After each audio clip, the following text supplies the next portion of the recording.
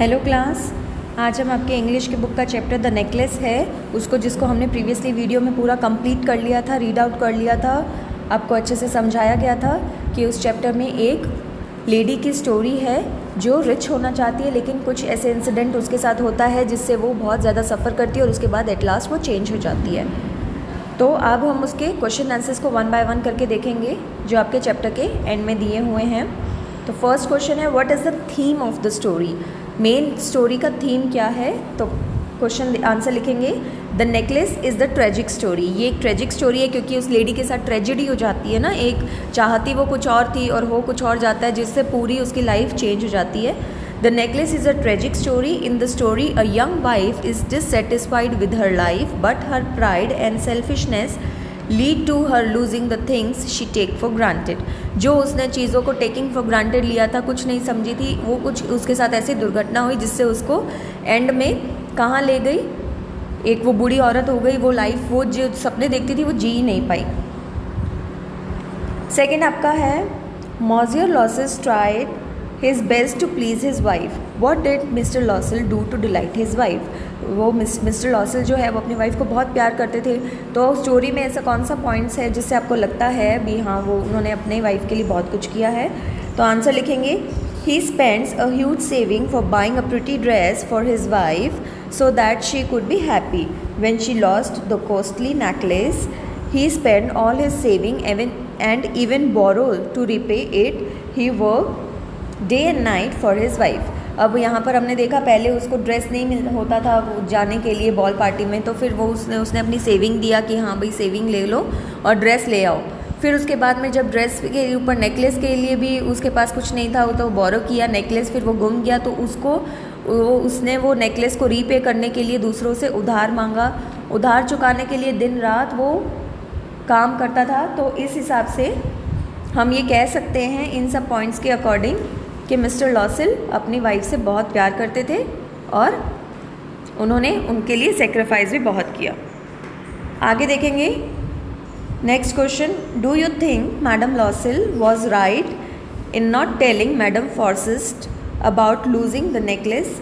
आपको लगता है कि मैडम लॉसल ने सही किया मैडम फॉर्सिस्ट को नहीं बताकर कि नेकलेस गुम हो गया है?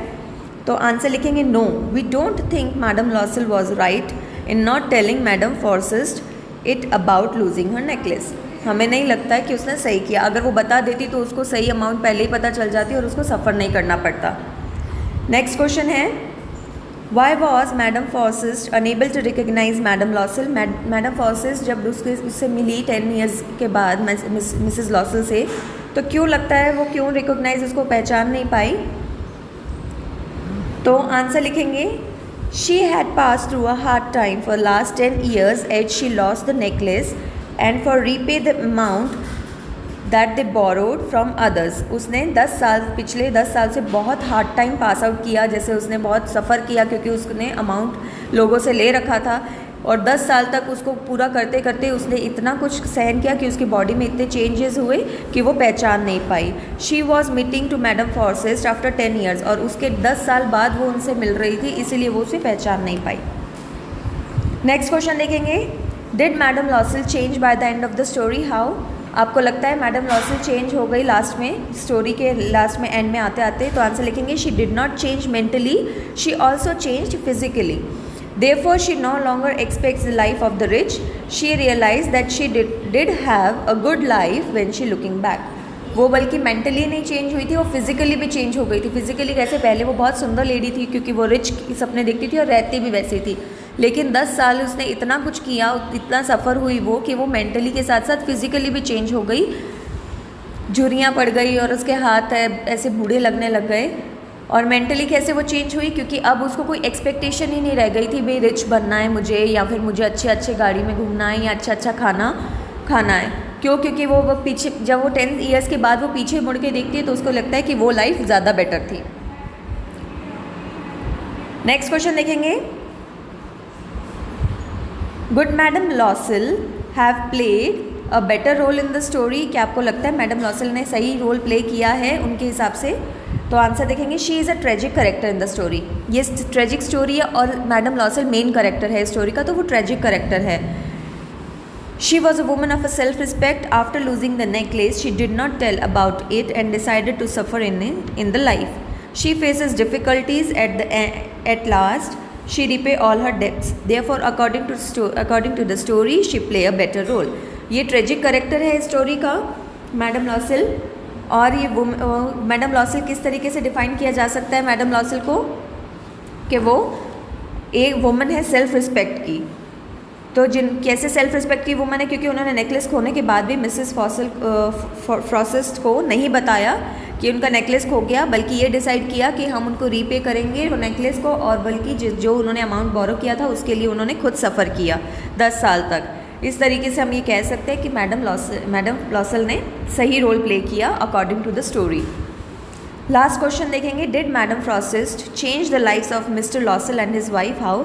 अब एक मैडम फ्रॉसिस्ट ने के कारण क्या इस स्टोरी के अकॉर्डिंग आपको लगता है मिस्टर लॉसल और उनकी वाइफ का लाइफ चेंज हो गया है? तो आंसर देखेंगे. After losing the necklace they had to shift to a cheaper house. She did all the household work, wash floor, dirty clothes by herself. Her husband work day and night to pay back all the debts. Thus their lives were changed by madam Forestier. Necklace खो जाने के बाद में उनको क्या हुआ, उनको घर चेंज करना पड़ा.